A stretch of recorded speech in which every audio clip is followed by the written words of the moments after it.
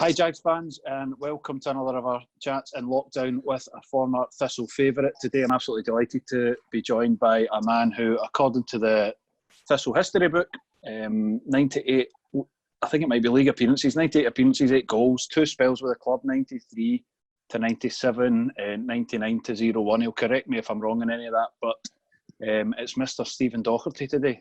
Stephen, how are we doing? Very well, Brian. Thanks for inviting me on. I think your numbers are right, without going back in the history books myself, but I think they are quite correct, yeah. Good. Well, plenty to talk about then, and over some pretty successful periods for the club as well. We'll go right back to the start, and when did you first become a Partick Thistle footballer? So it started, I was playing the Clydebank Boys Club as a under kind of 15, 16 age group. And the Partick Thistle scout asked me on a Saturday if I'd be interested in going for a trial on a Sunday up to Firhill to play against Partick Thistle under 18s, which I went. I went, played on Firhill. Jim Duffy was taking the game, and the trialist won 3-0, and I scored 2. Wow. So Duff had asked me to stay behind after the game. He told me he wanted to sign me for the YTS and come in and play with under 18s. And then he came to Mum and Dad's house that week, and he says he wasn't leaving until I signed. So is that right? Oh well. He went through a full packet of hobnobs, and my mum always laughs about it because he sat there with his cup of tea and a big full packet of hobnobs. And so I signed. As a 16-year-old. Yeah. Like to go into the YTS scheme to start with. Yeah. So you were a striker by trade. Started off, yeah, but back then, and one of my attributes, I was quick. So I kind of played out in the wing, or I played up front. Played up front in that trial game and scored 2. So quite impressed, Jim, who was taking the game at the time, and I came into the club as a striker. Yeah. Do you remember who the scout was at that time? His name was Watson Jones. Watson Jones. I stay in Clydebank, and I'm sure he was roughly from the Clydebank area. I think the only other person I've heard bring him up was maybe Big Davy Craig. Well, maybe, because David's a West End guy, so David might have known him as well, but he was a lovely big guy, So it was David Watson Jones that got me up to Firhill. And there was no arguing with Duff? No, we would have still been sitting here if I said no. So you're on the YTS scheme. Tell us, what did that look like in those days? What did that mean for you through the week and at the weekend? Well, it was the best thing since, it was the biggest buzz ever for me to be offered that. I thought I was going to be signing with Clydebank because the Steepens were in charge of Clydebank at that time. And I was playing with the boys' clubs, and I was playing in what used to be the BP Youth Cup. So I was playing for the under-18s, even though I was only 15, 16 for Clydebank. And they had said that, I was signing with Clydebank. I was a Clydebank supporter as well. To go to Newcastle and watch the games with Clydebank. So, but then when I went up to Firhill that day, it just changed. It was completely different. We walked into Firhill, and just the way Duff conducted himself as well, they kind of sold it very, very well. And I've got family who are Partick Thistle diehards. My 2 cousins and my uncle have been season tickets for like 40 years. So that probably played a big part in it as well. To go and be able to try and, say that I've signed for a team that they supported as well. Yeah. Do you remember the reaction with the family when you told them?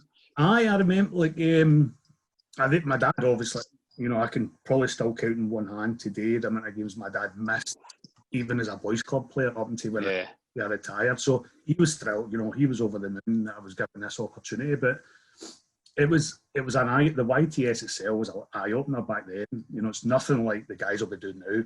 We just, the duties that we were in there at 8 o'clock in the morning, and we wouldn't have to leave till 5 o'clock at night. And some days we probably didn't even train because of the amount of duties we had to do. Wow. You were picking up cigarette doubts and all that in the old terracing. It was ridiculous. Wow. It was, but and I think the first, as you went in, your wage was something like £29. £29.50 you get paid in a bus pass. And that's what you got. And but it was brilliant. We had a great bunch of boys in there. That under-18 team that I went into was like Lee Collins and all that, Stuart Bottrell, Bud. So good youth set up we had at the time. And I was just going in to try and get, because I was still young. I was still getting into, they were 2 years older. So I was just going in there to try and get a game with the teens. And so obviously, you're exposed to Jim Duffy at the signing stage. When did you first become engaged with Mr. John Lambie? Well, I can't put a real finger on it, but it's one of the ones you probably shouldn't forget your first meeting with him. But he was a great man. He was a great man. I've got so many good memories of both spells I've been with him. He signed me twice as a player, so I just great memories. And obviously, when you were that young, 16, doing the YTS, and you seen him as the gaffer and walking about with cigars and shouting and bawling, you kind of, stayed away from him as much as you probably could. But then, when we were playing the reserve games and he was there, you obviously had to perform to get noticed. Yeah.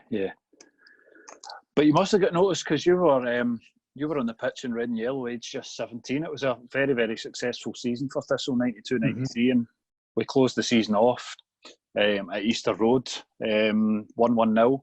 Yeah. I think you came off the bench that day. I came on. So how that I had been, as mentioned there, I'd been farmed out to a couple of junior teams while I was doing my YTS. And fair play, big Jerry Collins used to come and watch the games midweek and everything. So Jerry, whatever people say, I got on well with Jerry as well. Jerry was coming out and watching the young kids playing while he could. So he was obviously going back and saying I was doing well, working hard. The reserve games, I'd been doing well as well, in the reserve opportunities I was getting. But I remember the Friday before the Hibs game, talking about doing duties where all the YTS boys would have a rota of what they were doing on Friday. So some would be doing the kit hamper, some would be doing the boots, some would be doing the changing rooms, and I was out washing the cars. So I was washing John and Jerry's car out in the main road. And this is like Friday afternoon, and the window opens, and the gaffer comes out and he's got his cigar and he shouts, Doc, come up and see me. And I'm like, what have I done? What have I done now? He's been watching me wash his car and he's going to say I'm not doing it or something. So I went up into his office and he's sitting there with this smoke everywhere. He's like, where's your boots? And I'm like, oh, they're in the boot room, gaffer. He says, make sure they're in the hamper. You've made the squad tomorrow. And that was like Friday afternoon, and the game was a Saturday. Aye. It was me. That was the first I'd heard. So I think 5 o'clock when I got away, I went to the phone box just in the road for Hill, and I phoned my dad and said I'm in the squad tomorrow.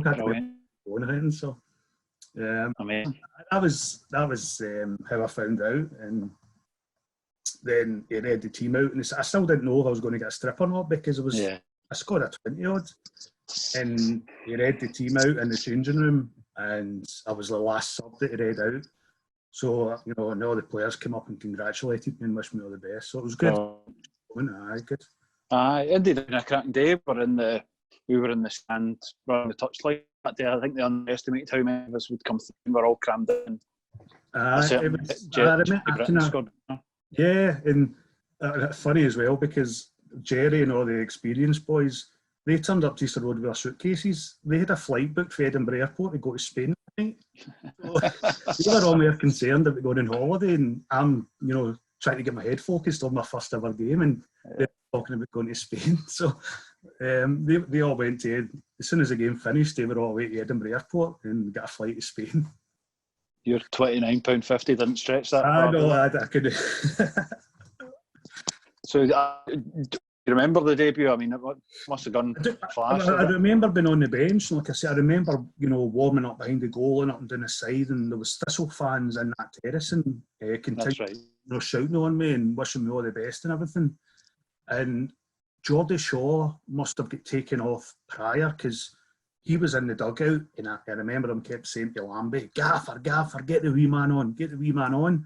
And I think it was too early. But I think it was about 15, 20 minutes to go, and he told me, don't get ready. But he didn't play me up front. I'm sure he put me in midfield, and he's going, make yourself busy and kind of just, run about in the middle of the park. But I think I touched the ball 3 times or so. But a great achievement for you to break through, because brilliant, absolutely brilliant. A lot of boys you mentioned, went off a different direction, so you stuck at it, and again, at that point, it was just tough for a young player to really break into the team because middle to front, we were good right side. Yes, absolutely. And the thing with John at that time, John liked experience. He liked to build his team around about, solid pros, been there and done it. And listen, he encouraged the kids. I'll give him that. The young boys, he would encourage them at training and things. But on a Saturday, the always, his experienced players who were out there. So it was hard to break in, just even back in.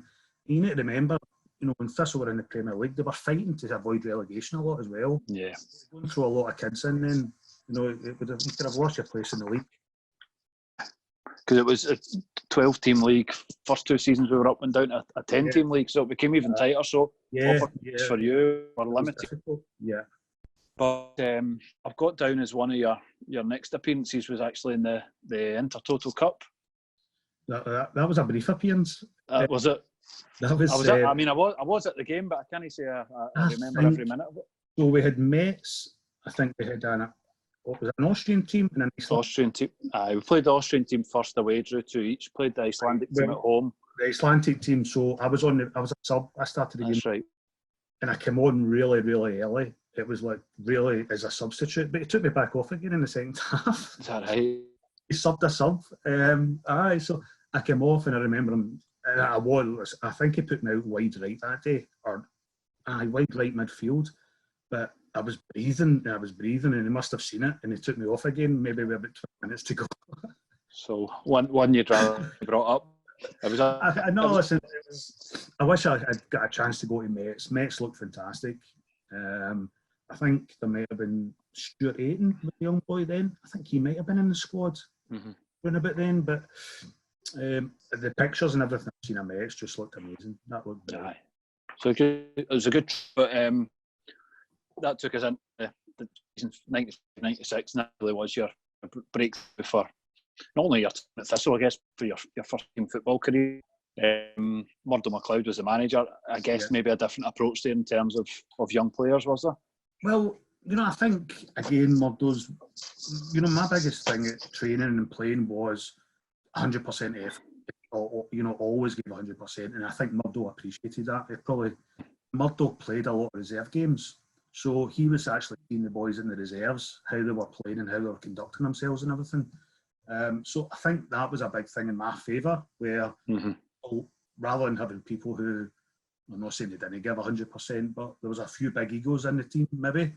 Murdo liked people who gave 100%. So, and I was doing well, I was scoring goals in the reserves and things, so he gave me more opportunity. And it was kind of whirlwind of maybe 5 or 6 weeks where it all went well for me.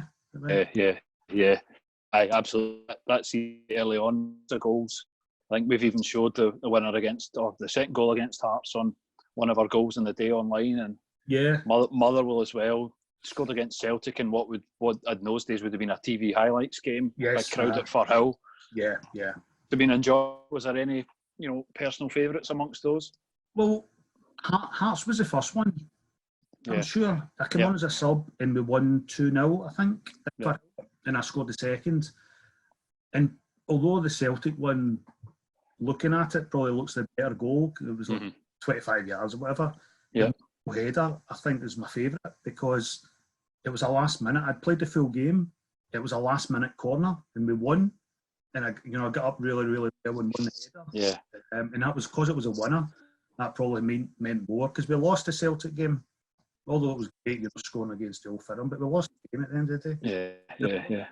I remember getting up really, really early for the header, and we won the game. I'm sure it was a last-minute corner. I didn't see the highlights again, but no, probably that one, probably the header. That was something I was going to ask you about. Was you don't need to be taught to be a good header of the football, but being told advantage, you don't have that advantage. You were very strong there. That is one thing. Even right through my career, and I remember watching some of the ones, and I can't remember who it was exactly, but they had a habit, a technique of coming across people and getting up really early and winning headers. And I kind of just took that on board, and it played a big part in my career because the amount of goals that I scored with my head is a lot more than what I scored with my feet. And it was a big part because they could, you know, managers then put me back to like centre half or even right back, knowing I could go and compete because I was decent.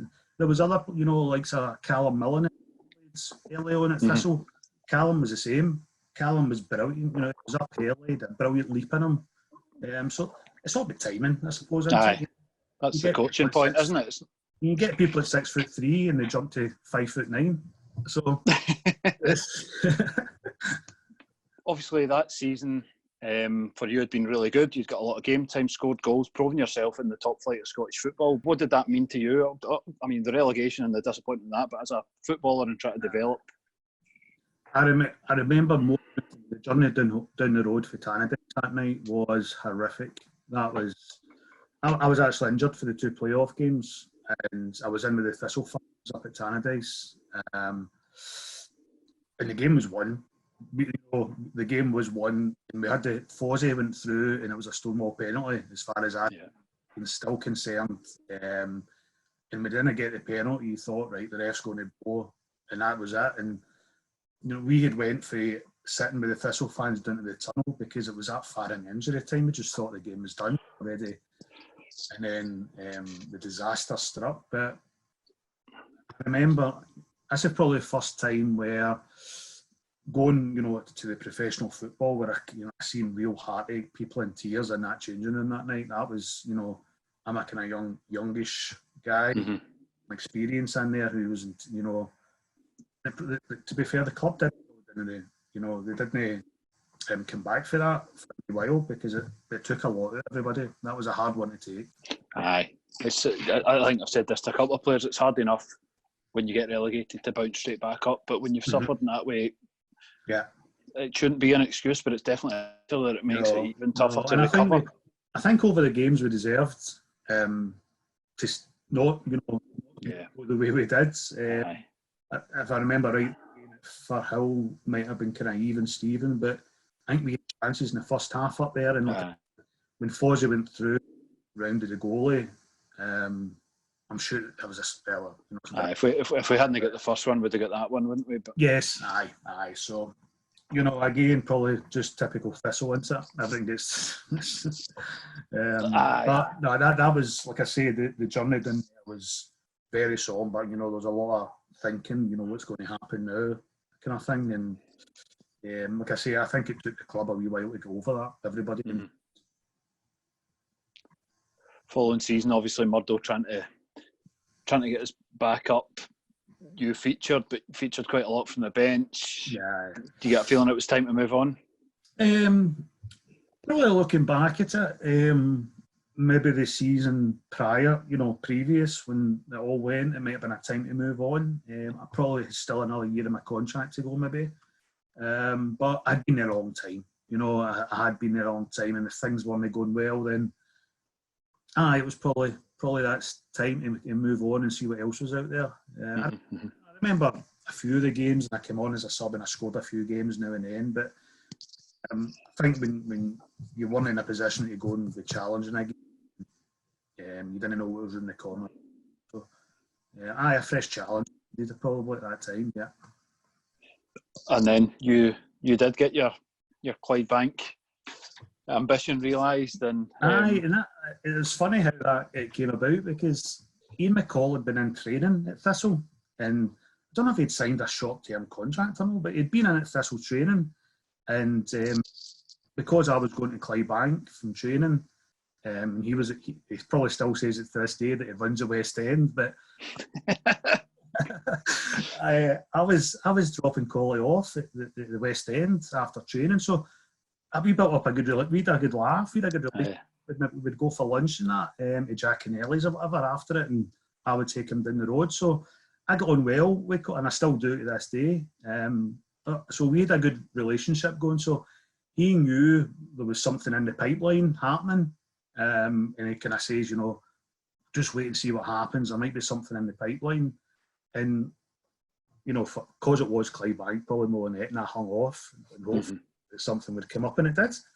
And I've got nothing but admiration for him. I've so much time for Collie as a manager and as a person. What he had to do at Clydebank was unbelievable. Like we were trying to find council parks that didn't have dogs dirt and all that on it. We were getting changed in a porter cabin in West of Scotland rugby ground up in Mulgai without any heating for 2 years. That was our changing facilities. We had a minibus that didn't have an MOT certificate, and it was ridiculous, the things that we were doing. But the team spirit that he built was incredible. Aye. It sounds like Crazy Gang of Scotland. It was, and we were like, nobody fancied us. Everybody thought, they are the pub team, and we kind of had that mentality because he brought in, he had big Kenny Brannigan, Fraser Wishart, big Joe McLaughlin, Lovers, Paul Loveren. That was our back four. Aye, Davy Nichols, and with Gary Teal, who then went on to do brilliant things in his career. So we had a good team, but nobody gave us a chance. But that probably spurred us on, and so we went and did really, really well. Yeah. So you enjoyed what, 2 seasons? 2 years. Clydebank, and then Mr. Lambie came calling again.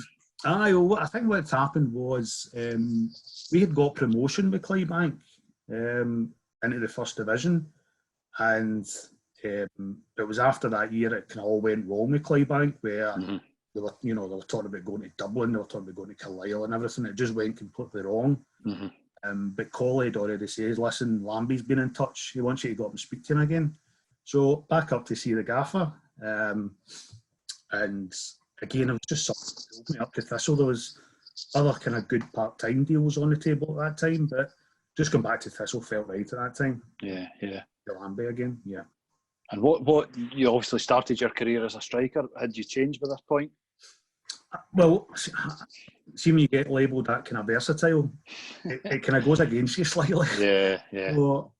So I was playing up front with Clydebank, scored a few goals. I was playing up front with Colin McDonald or Scott Miller, but they would drop me back into midfield again. I think just because of the work rate thing. But I would go into midfield and work hard. But again, when I went back to Thistle, ended up playing right back.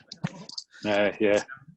And I think that was, I was trying to think why I ended up at right back, and I think there was a game that somebody got injured, and I had just says, "I'll go and fill in at right back," and it was just like, a short-term thing, and I went there and I did okay. And, the gaffer being the gaffer just thought, "Oh, he's a right back." So, and I think that's how it started. But like I say, see if you can go labelled versatile, and see as long as you go and put a good shift in, and you can, people kind of complain. Aye, absolutely. You left for Hill 97. Well, we were just out the top flight, and worse was to come with Save the Jags. And yes, by the time you came back, we were in the third tier. What did you feel different place?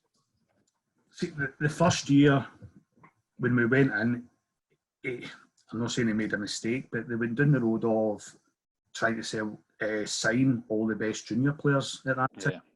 And the dressing room was split part-time, full-time. And I remember him shouting and bawling at Jerry, saying, "Jerry, this isn't effing working, this isn't effing working." Against the junior boys, because they were decent players. Yeah. Just the split of training, and there was kind of wee cliques where all the junior boys stuck together and all the full-timers stuck together. There was something that wasn't right in the changing room. And I think it came about Christmas time, where he just changed it all. He says, "I'm changing this." And he changed it. And we did okay at the end of that season. But come the pre-season, the following pre-season, you knew that we were going to be the top team. We had a chance the following year to do something. Yeah. Because it got the experience in it. He always liked the experienced players in there to run the dressing room and everything for him. And he did it. And he just knew the following year there was going to be something was happening. Aye.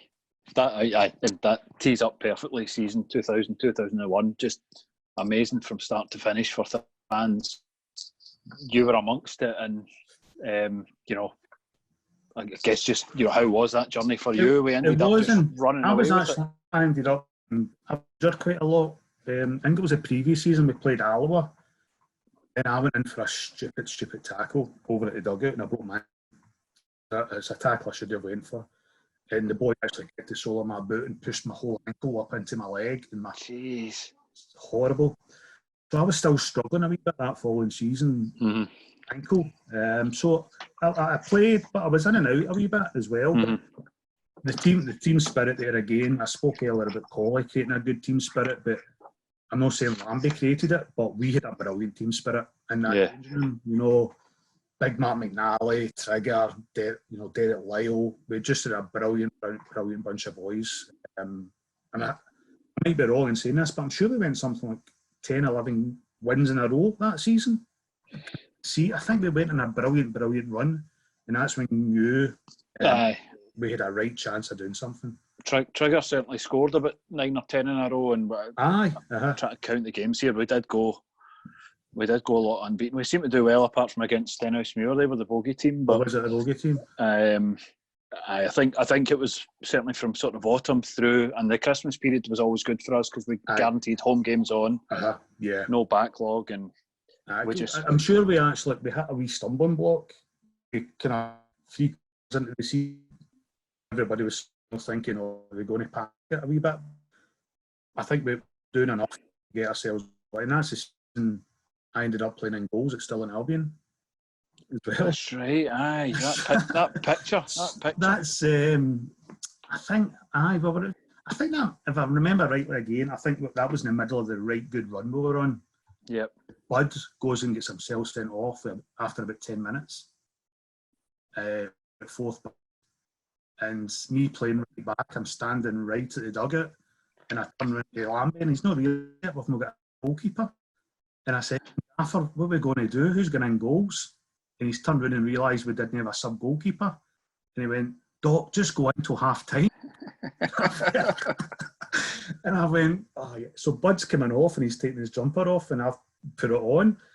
And it was I was actually tipping balls over the bar, and I was catching them. If we were in at half time, and we might have been 1-up at half time, Trigger, a couple.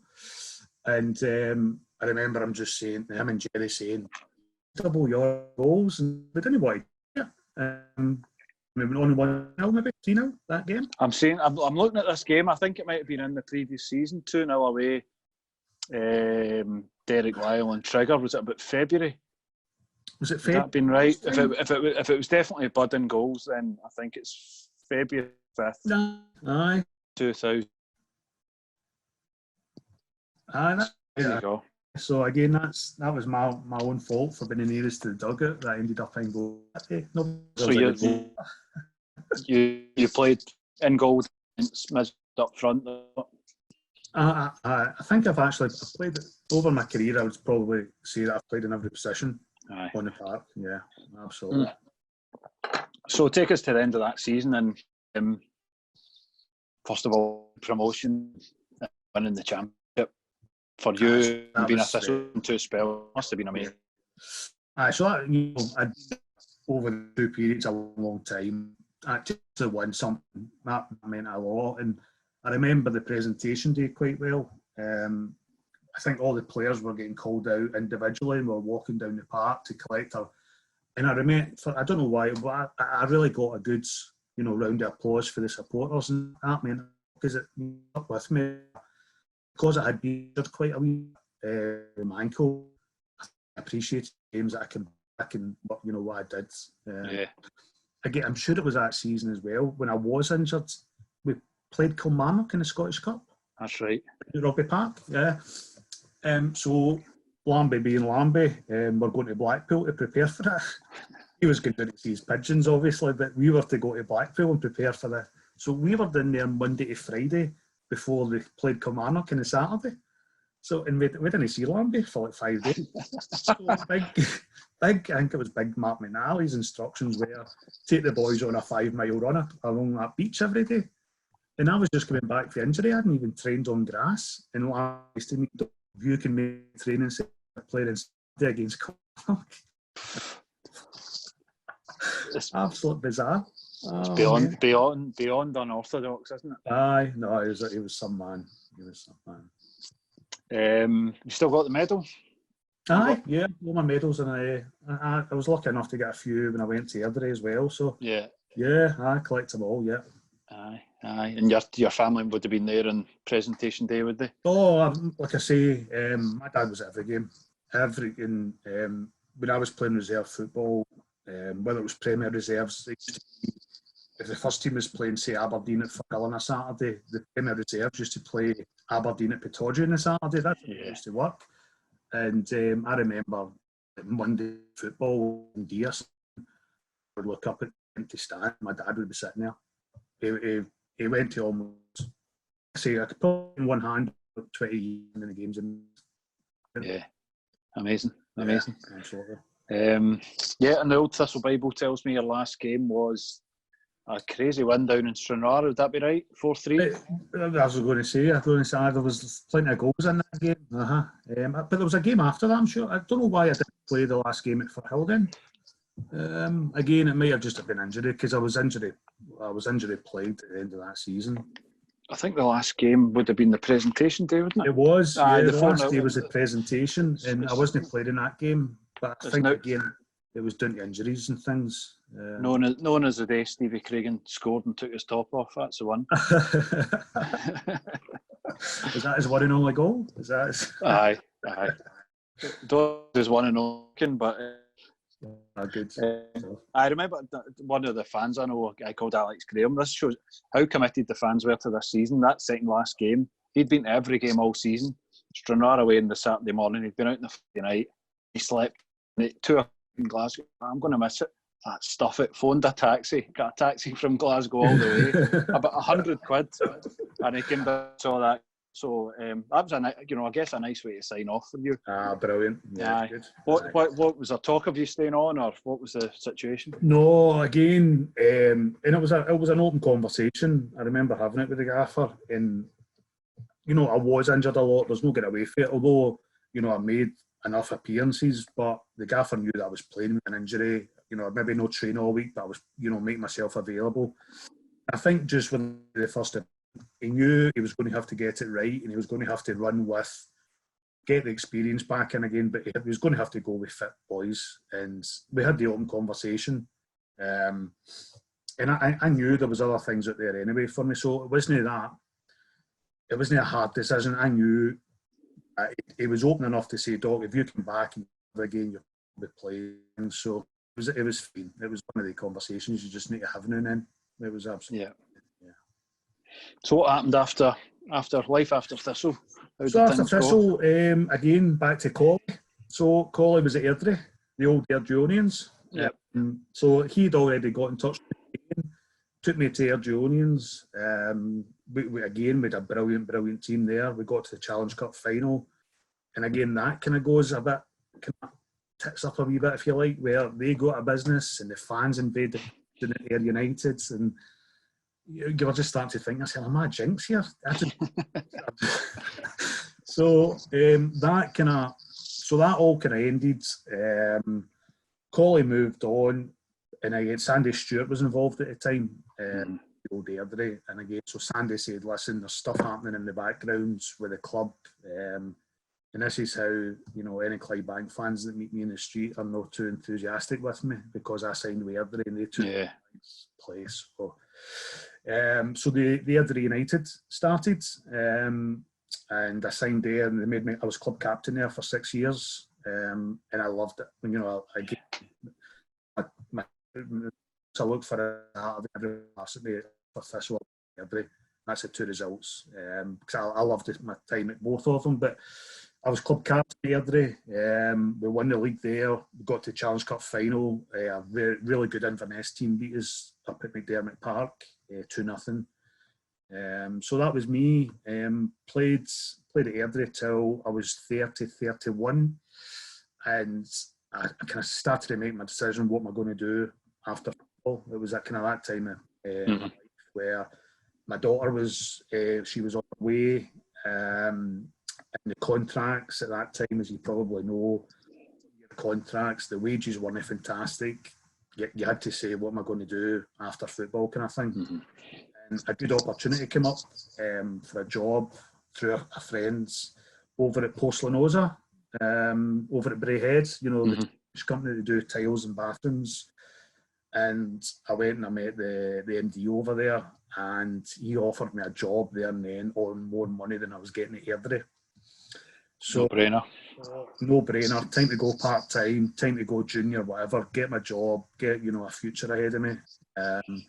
And I had offers. I had plenty of offers for Stenhouse Muirs and all that kind of thing. Good part time clubs. But I was staying in Bathgate at the time, and Bathgate had a really good junior team. A very wealthy businessman was ploughing me into it, and I signed there for 2 years, and we went on and won the Scottish Cup and everything there. So amazing. Worked it well, to get that side of the football away from, your kind of avoiding relegation or whatever you were doing. We were a top junior team, and we won the Scottish Cup against Cumnock down at Rugby Park. I played with my wee Paul McGrillen, who was, I played with Paul in a few clubs, and both of us played up front that day in the Scottish Cup final, and God rest him, but yep. he was a good lad, Paul, and we played up front together. So it was a good ending. Yeah, good. Still kick a ball now and again now. Fives. Training. Well, I've taken on a job down at Yoker.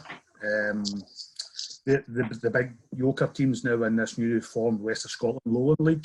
So I've taken on a job of youth development down there as well, which is the responsibility of mainly like the under-20s, which is almost like the reserves. So the training just now is very restricted, obviously, because of what's happened with COVID. Playing-wise, no, I don't go out and get myself involved in five-a-sides or anything, because I'm competitive for that. I've tried it a few times, and it's not for me, because I need to, whatever I'm doing, I need to go out and I need to try and win. And playing five-a-sides isn't. That's not for me. You don't get me chances to head all at it. Brilliant. What about Firhill? Have you been back much to keep in touch with the boys? No. It's quite sad as well. The last few times I've been to Firhill, where I've kind of caught up with Archie and things, has been at funerals. We lost Chico, Ricky. I was at the funerals for they two, and then at the Gaffer's funeral. But I keep in touch with, Facebook and social media is a brilliant thing, because you could easily, we had brilliant changing rooms, and it would be a shame to lose contact with the guys. They might not be your best mates in the world, but it's important you keep in contact with the kind of people. So, Trigger, Big Nally, Danny Lennon, Craigs and all that, I've got them on social media. Yeah. We, a bit of crack now and then, but I think it's important in these days, because they're special moments in your life. And absolutely. Keep in touch with the boys. Brilliant. The perfect cue to find out who you would put in your Thistle 11. All-time 11. Well, that's difficult. This is difficult because two spells, but two successful teams. So it was, I'm intrigued. Trying to go back to, and there'll be probably somebody missing here who it might be an eye-opener, but the reason he's missing is I don't think I played in too many games with him. If I did, although he was always about the place, so you might know who I'm talking about. But okay.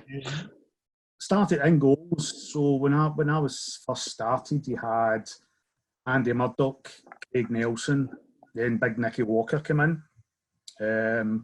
Also had a brilliant goalkeeper who probably didn't get recognised enough, Mark Cairns, who fantastic goalkeeper, but he was understudy to Big Nicky, so he didn't play. One game he did play was the game at Ibrox, where we lost 1-0. Gordon Jury scored, and he was outstanding. Yeah. Outstanding at Ibrox that day. Second time round, it was kind of Bud and Kenny Arthur, but my goalkeeper I went with is Craig Nelson. Yeah. So I thought just Craig was kind of coming into the team when I was a young boy there, but just I remember him. He was just so agile and everything. Some of the saves he was coming off training, and that's how we took Andy Murdoch's place, I think, because just some days you're like, how's he not playing in goals? Because it was fantastic. It was absolutely brilliant. And he went on to get a good move, obviously. He went on into a good year. Definitely. But Craig, he actually had a wee nickname. We used to call him Scoop. And I don't know if you remember, Mark Cately lobbed him for like the halfway line at the game. Mark Hateley was trying to keep the ball in play. I didn't. And it's went over Craig's head, and they called him Scoop after that. But no. In goals, big Craig Nelson. Brilliant. I've had to go with a back three, just because of the other players in other positions. But the back three is basically the back three got us through winning the second division title, because of our quality boys. So I've went with Stevie Craig and Big Matt McNally and Archie as a back three. Craig's ultimate professional. It was the ultimate professional. He was ahead of his time back then. He used to manage who he was playing against the following day, what they were good at, what they were bad at, what foot they were good at, what foot they were. And people used to laugh at him, but he was ahead of his time. Absolutely brilliant professional. Yep. And he obviously went on and did really well with Northern Ireland and things as well. Big Archie speaks for himself. You know, I've known Archie since we were 17. Archie came on the YTS after me. Brilliant, you know, just brilliant boy, brilliant player. So that's my back three: Craigs, Big Nally and Archie. And good for a night out, the three of them as well. Nally, dear. The midfield, I've went with 5 in the midfields, and the one I have in the middle, kind of just sitting, would be Danny Lennon. Again, Danny came in when, you know, the year we won the league. Just that experience and calmness in the middle of the park just kept everything ticking over. Good in the changing room as well. Good laugh, you know. But when he went out the park, serious, and he got the job done. You know, he was probably underrated as well. Danny was a brilliant player, brilliant player. Ball, you know. Good captain. Aye, absolutely. You know, he was very friendly. He was kind of almost like relatives with the gaffer. Aye. People thought, oh, he's only there because of the gaffer, but that's not the case. Danny was a top player. Player. In the midfield, excuse me, with Danny.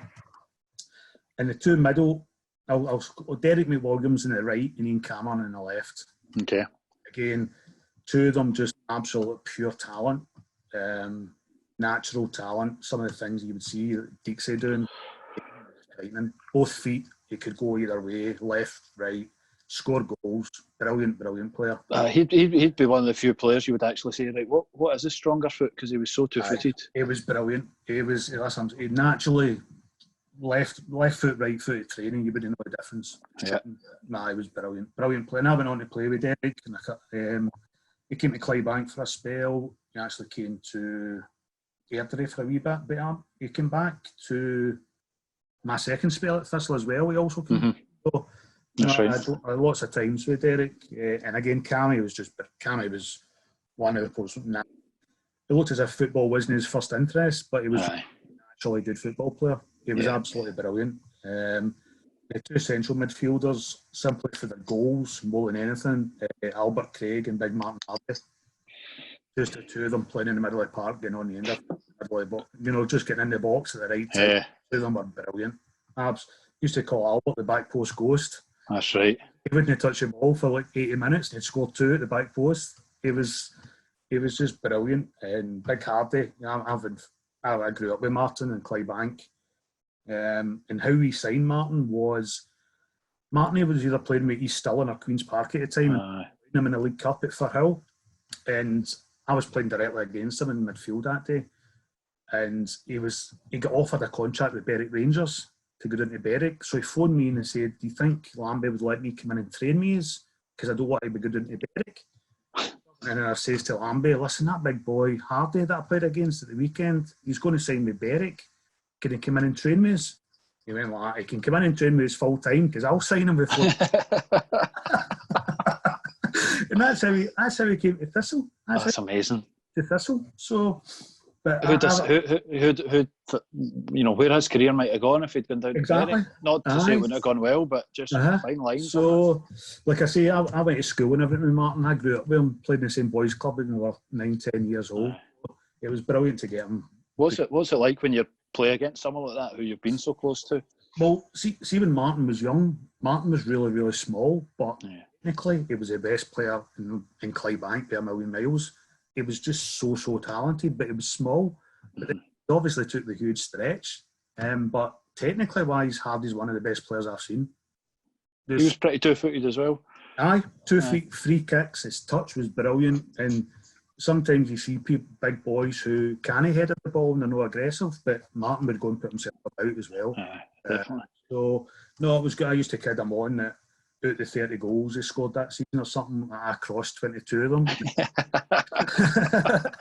So no, like I say, brilliant.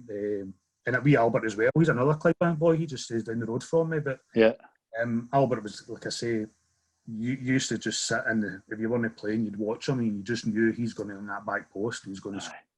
It was really, really good. 2 of them were prolific midfielders. Yes, aye. So they would get you plenty of goals. As with the front two, and this was probably the hardest because played with some good strikers. Played up front quite a lot with Wayne Foster when I was breaking. That was probably my partner. Rod McDonald was there. Big Rod was a great big striker as well.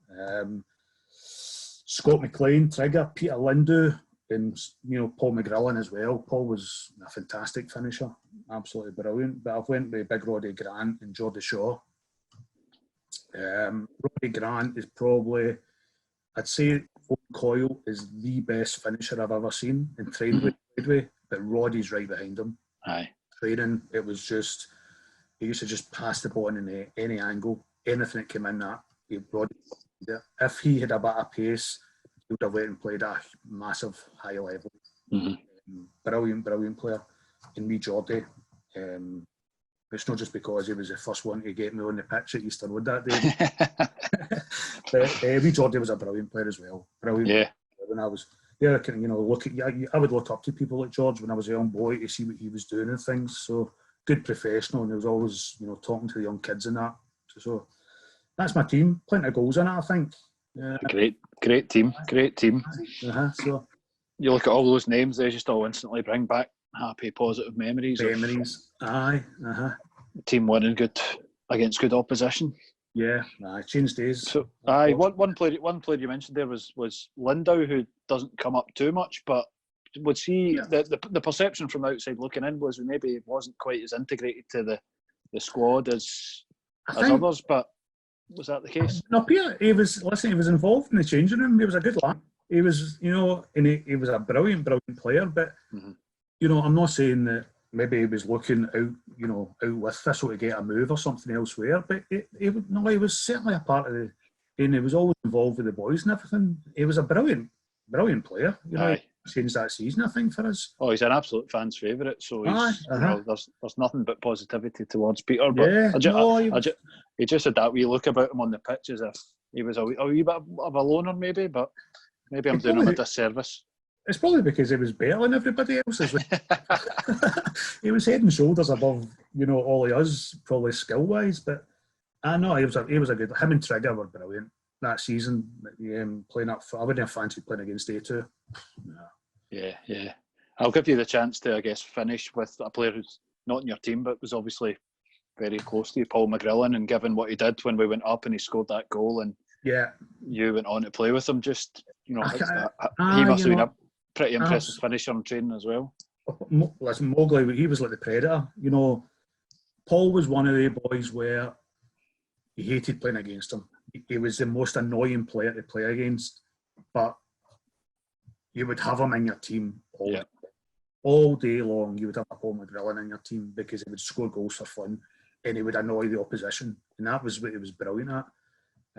Like I say, when both of us signed with Bathgate at the same time in our careers, and we played up front, and we went on and won the Scottish Cup, and we played up front together, and we had a brilliant partnership going, and we were really, really friendly, and such a shame, whatever happened, but God rest him. He's a top player. Aye.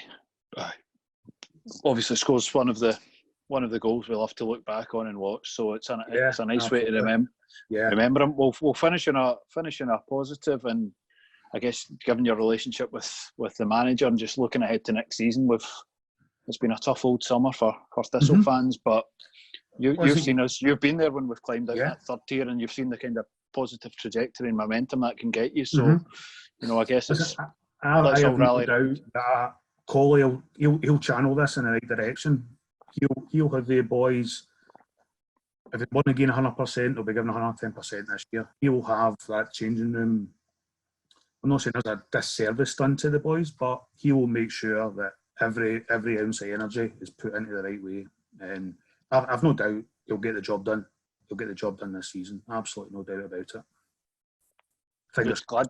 Aye, fingers crossed indeed. But let's hope we get to a stage we can get you back up for a game and absolutely. Well, do the half-time draw. The good thing is, anybody looking for a game on a Friday night, the under-20s is Friday night football.